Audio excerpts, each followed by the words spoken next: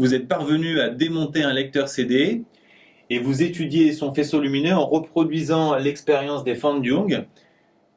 Rappelez dans le schéma suivant, on vous précise que ici, la distance entre les Fan Dung vaut 1 mm et que la distance entre la plaque et l'écran vaut 1 mètre. Et on vous demande pour commencer de rappeler à quelles conditions apparaissent sur l'écran des taches sombres. C'est une question de cours. Il y a des taches sombres si la différence de marche entre les rayons est égale à une demi-longueur d'onde plus ou moins un nombre entier de longueurs d'onde. Les rayons sont alors en opposition de phase. L'interférence est destructive et les taches, on l'a dit, sont sombres.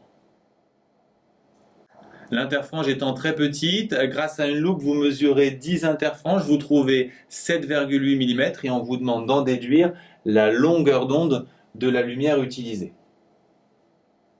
Pour répondre à cette question, il est indispensable de connaître la formule de l'interfrange, lambda L sur E. Puisqu'on cherche lambda, on va la retourner. On a lambda L égale E fois I, puis lambda égale EI sur L. E est donné, L aussi. I, il ne faudra pas oublier de diviser par 10 la valeur donnée, donc 7,8 mm, c'est 7,8 fois 10-3, donc divisé par 10, ça explique ici pourquoi j'ai mis 10-4.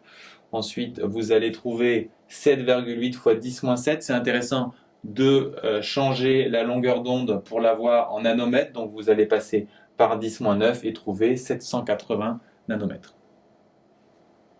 On vous demande ensuite de justifier que ce résultat, c'est-à-dire cette longueur d'onde de 780 nanomètres, est compatible avec la couleur rouge du rayon.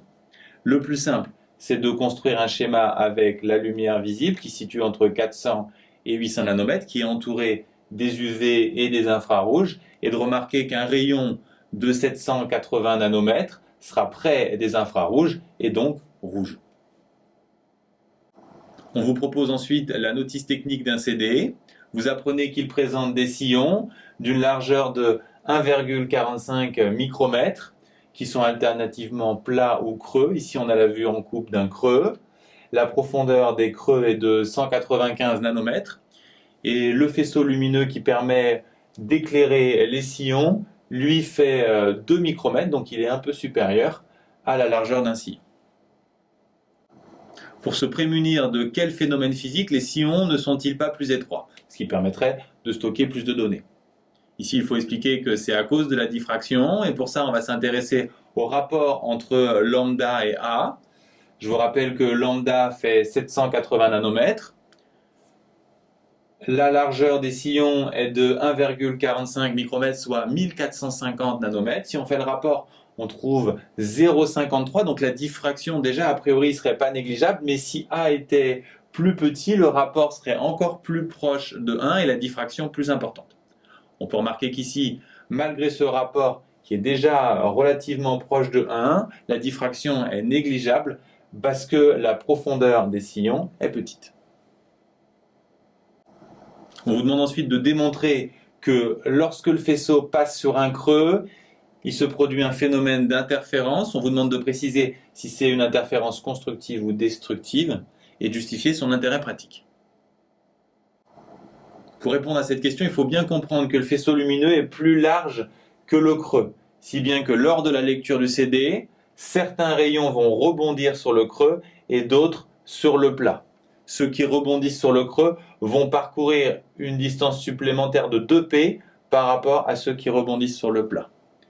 2P, c'est 2 fois 195 nanomètres, soit 390 nanomètres.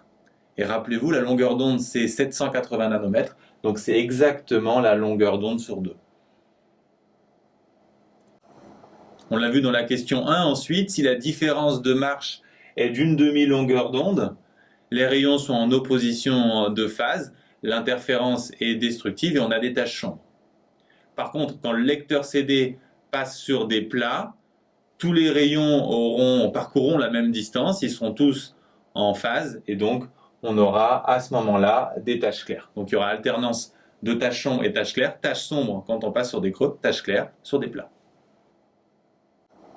Dernière question. On vous explique qu'un lecteur Blu-ray utilise un faisceau de longueur d'onde 405 nanomètres. quel est l'intérêt pratique d'utiliser une longueur d'onde plus petite?